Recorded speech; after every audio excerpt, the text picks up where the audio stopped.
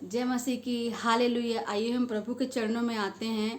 हम मत्ती से पढ़ रहे हैं। अभी मत्ती के 7वें वचन में पहुंच गए हैं।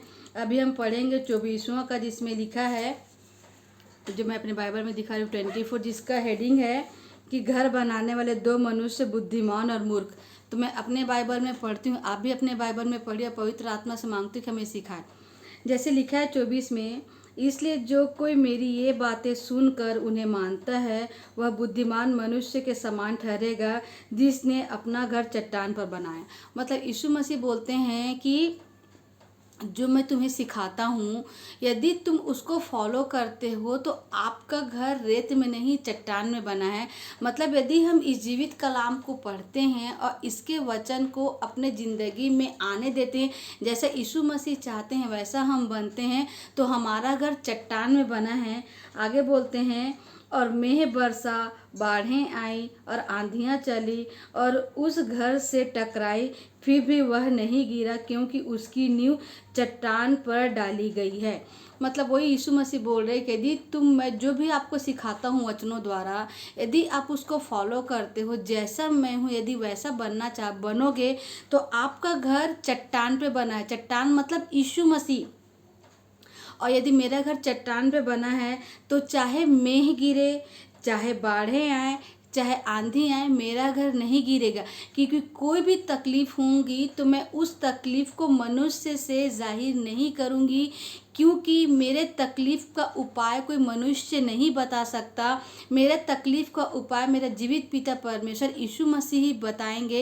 इसलिए मुझे जब भी तकलीफ आए तो सबसे पहले मैं घुटनों में बैठूं, अपने खुदावन से प्रार्थना करूं और अपने हृदय की हर तकलीफ को मैं यीशु मसीह से जाहिर करूं। जनरली लोग कैसे करते हैं, जब कोई भी तकलीफ आती है तो सबसे पहले फ़ोन लगाएंगे, अपने दोस्तों को बताएंगे, अपने मित्रों को बताएंगे, और जब तक यीशु मसीह से बताने की जब नौबत आती है तो कौन सा टाइम ढूंढते हैं, रात का समय, जब पूरी दुनिया से बात करके जब आप पूरी तरीके से थक जाते हो, तब आप यीशु मसीह से कौन सी दिल की बात आप शेयर करोगे।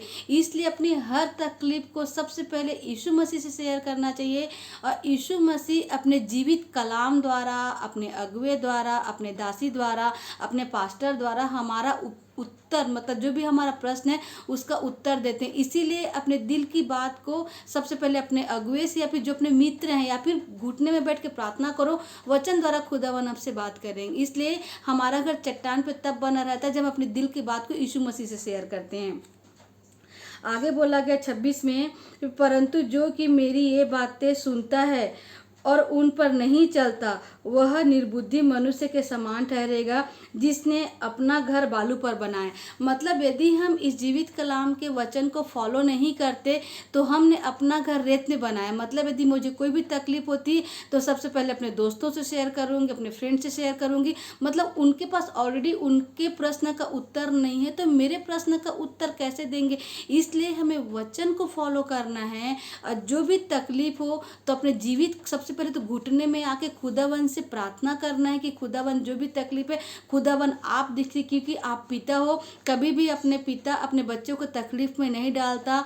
खुदावन हमारे उस तकलीफ से हमें निकालेगा। इसीलिए हमें वचन के दिन फॉलो करते हैं तो हम बुद्धिमान हैं। मतलब बुद्धिमान मतलब हम यीशु मसीह पे विश्वास करते हैं। पर यदि मैं वचन को फॉलो नहीं करती तो मैं निर्बुद्धि हूँ, क्योंकि मैं इंसानों पे विश्वास करती हूँ। आगे वो 27 में बोलते हैं, और मेह बरसा, बाढ़ें आई, आंधियाँ चली और उस घर से टकराई और वह घर गिरकर सत्यानाश हो गया। मतलब यदि मैं इंसान से बात करूँगी तो इंसान को खुद अपने प्रश्न का उत्तर पता नहीं है तो वो घर मेरा गिर जाएगा, क्योंकि उस समय बहुत सारी तकलीफ़ें आएंगी। चाहे उस दौरान शायद चाहे बहुत सारे में हैं, मतलब मान लीजिए मुझे पे कर्जा हो गया या फिर बहुत सारी तकलीफ़ें आ सकती हैं। जैसे आंधियाँ आई, तूफान आई, मतलब मुझे सपोर्ट करने के लिए कौन है। यदि मुझे सपोर्ट करने के लिए इंसान कभी खड़ा नहीं हो सकता, मुझे सपोर्ट सिर्फ परमेश्वर कर सकता है। इसीलिए मुझे बुद्धिमान होना है, मुझे यीशु के वचनों के चलना है। यदि मैं इंसानों पर भरोसा करूँगी तो मेरा घर रेत पे बना है, क्योंकि कभी भी घर रेत पे नहीं खड़ा हो सकता। आंधी बाढ़ आएगा तो घर गिर जाएगा। 28 में बोलता है, जब यीशु भी ये बातें कह चुका तो ऐसा हुआ कि भीड़ उसके उपदेश से चकित हुई, क्योंकि वह उनके शास्त्रियों के समान नहीं परंतु अधिकारी के समान उन्हें उपदेश देता था।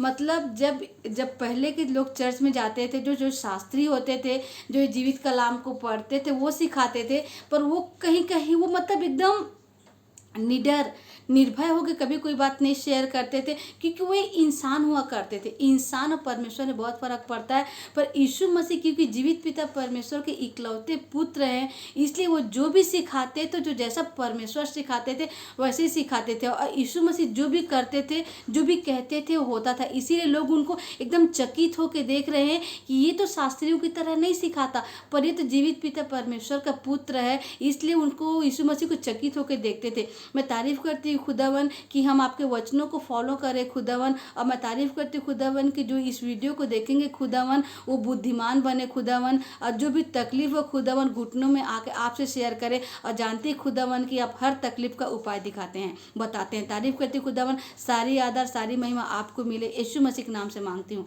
आमीन आमीन आमीन।